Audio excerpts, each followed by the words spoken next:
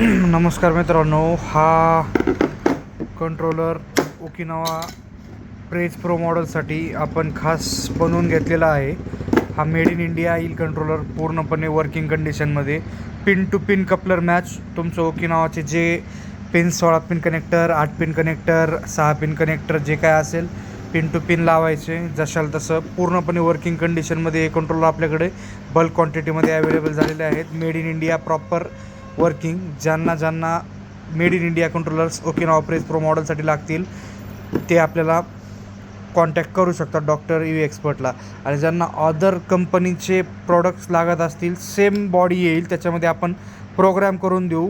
याच्यामध्ये pin to pin, coupler to coupler match होईल. याचा फक्त प्रोग्राम फ्लॅश मारून देऊ आपण.